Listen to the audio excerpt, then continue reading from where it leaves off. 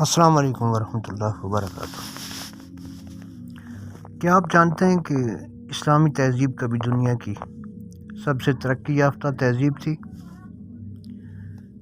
اس نے سائنس، فن اور فلسفے میں شاندار ایجادات کی۔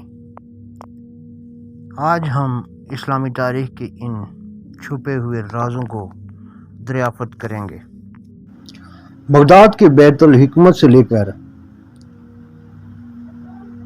الخوارزمی اور ابن سینا کے انقلابی کاموں تک، اسلامی سنہری دور نے دنیا کو وہ شکل دی جسے ہم آج دیکھتے ہیں۔ لیکن یہ سب کیسے ہوا؟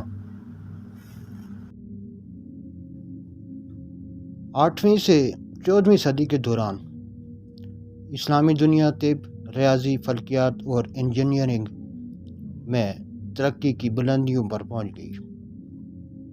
ابن سینا نے طب میں انقلاب برپا کیا، جبکہ الخوارزمی نے الجبرا متعارف کروایا کر جدید ریاضی کی بنیاد رکھی۔ مگر تاریخ نے ایک نیا موڑ لیا۔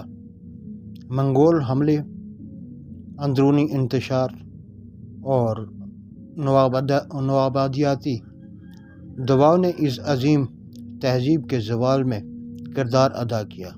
ہم اس زوال سے کیا سیکھ سکتے ہیں؟ اسلامی سنہری دور نے دنیا پر دیر پا اثرات مرتب کیے۔ اس نے سائنسدانوں، فلسفیوں اور مفکرین کی نسلوں کو متاثر کیا، اور اس کا ورثہ آج بھی جدید دنیا کو شکل دے رہا ہے۔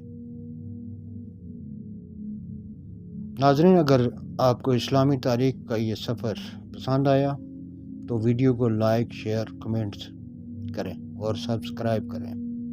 ہماری اگلی ویڈیو میں مشرق و مغرب کے ثقافتی تبادلوں کو دریافت کریں گے۔ شکریہ۔